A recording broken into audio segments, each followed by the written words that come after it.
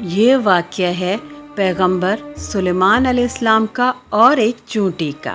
پیغمبر علیہ السلام نہ صرف پیغمبر تھے بلکہ وہ ایک بادشاہ بھی تھے۔ ان کا تخت ہواؤں میں جنات اڑاتے تھے اور ان کا محل بھی جنات نے ہی تعمیر کیا تھا۔ حضرت سلیمان علیہ السلام پرندوں کی زبان، جانوروں کی زبان اور جنات کی زبان جانتے تھے، اور یہ تمام مخلوق آپ کا حکم مانتی تھی، آپ کے تابع تھی۔ ایک دن پیغمبر علیہ السلام سمندر کے کنارے تشریف لے گئے۔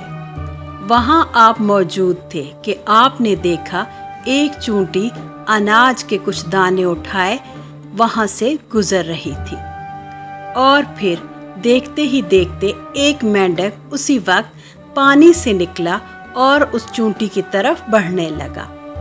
حضرت سلیمان نے سوچا کہ اب یہ مینڈک چونٹی کو کھا جائے گا، مگر آپ یہ دیکھ کر حیران رہ گئے کہ چونٹی بھی اسی مینڈک کی طرف خود ہی بڑھنے لگی، اور پھر وہ چونٹی اس مینڈک کے منہ میں چلی گئی، اور اس مینڈک نے بھی بڑے آرام سے اپنا منہ بند کیا اور پانی کی طرف دوبارہ چلا گیا، اور پھر وہ پانی میں غائب ہو گیا۔ پھر ابھی کچھ دیر ہی گزری تھی کہ وہ مینڈک دوبارہ باہر آیا، اور اس نے بڑے آرام سے چونٹی کو اپنے منہ سے نکالا، اور چونٹی خشکی پر ایک طرف کو جانے لگی۔ پیغمبر نے چونٹی کا راستہ روکا اور اس سے مخاطب ہوئے کہ اے چونٹی، تم کہاں گئی تھی؟ مینڈک نے تمہیں کیوں نہیں کھایا؟ اور پھر خیر خیریت سے یہ تمہیں واپس کیوں چھوڑ گیا؟ اور وہ اناج تم کہاں لے کر جا رہی تھی؟ اے پیغمبر علیہ السلام، مجھے اللہ نے ایک ذمہ داری سونپی ہے۔ مجھے اناج لے کے ہر روز اس پانی کے پاس آنا ہوتا ہے جہاں یہ مینڈک میرا انتظار کرتا ہے۔ پھر میں اس کے منہ کے اندر چلی جاتی ہوں اور یہ مجھے پانی کی تہہ کے اندر لے جاتا ہے۔ مجھے ایک چٹان تک جانا ہوتا ہے۔